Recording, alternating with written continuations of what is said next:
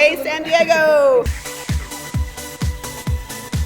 It's an amazing love story. Really, the inspiration was I wanted to collaborate with Dreya. So I thought, what kind of character might she be interested in? And I sort of came up with this random general idea of this woman, and I created the character of Kate and her kids, and it's basically based on my life and the frustration of being a single parent of teenagers.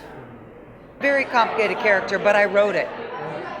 So I knew what I was getting myself into. It's a dark place this character's in. She's in what I think is a very human situation, this desire to isolate and crawl into a corner in response to her pain and feeling of guilt.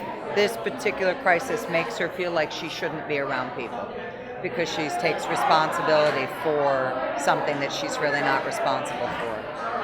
And that's a subject that's very dear to me because my brother, who's been suffering from chronic illness for 30 years,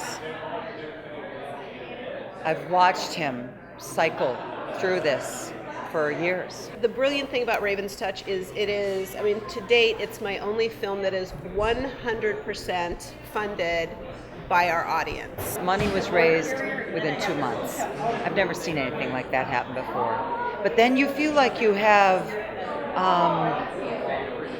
all of these people at your shoulder that you're responsible to, which actually makes the experience fantastic. In our community, we need supporters, we need support.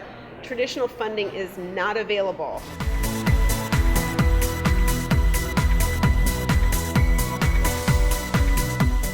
Has a very beautiful, genuine way about her.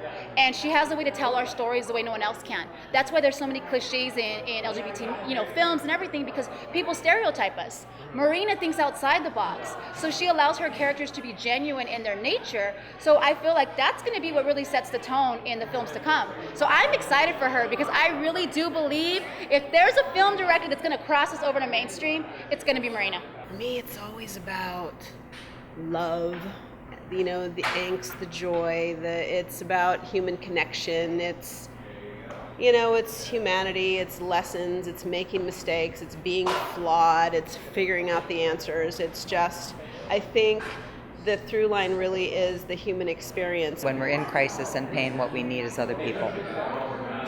That's what human beings can offer each other, is this understanding, this feeling like we're not alone, that we're forgiven for whatever we're beating ourselves up for, that the world is a place that offers forgiveness. I would say that we really were able to create what we hoped to, which was an odd little story of these two women in crisis intersecting in what we hope is an unusual place. We have to support independent media, and even more so in our LGBT community, and here's why. If we don't support the platforms for our stories, we'll never get them told. And a lot of times we see there's so many stories done in mainstream, but what about our stories? And if we don't support events like this, FilmOut, if we don't support coming out here and really backing these films, we're not gonna have them. So who's gonna tell our stories? I know I don't want someone who doesn't resonate with my life telling my story. So I feel like we as a community, we owe it to the directors to come out here and support. $10 a ticket, people. And an after party. And an after party at Gossip Girl, one of the hottest spot for all the action. I mean, come on, that doesn't get better than that. Come on now, we do a one-stop shop. I love your energy. Can you come back and talk to us some later? I would love to come talk to you. FilmOut San Diego, I'm coming back for you. Thank you very much, I appreciate it. Thank you so much, hon.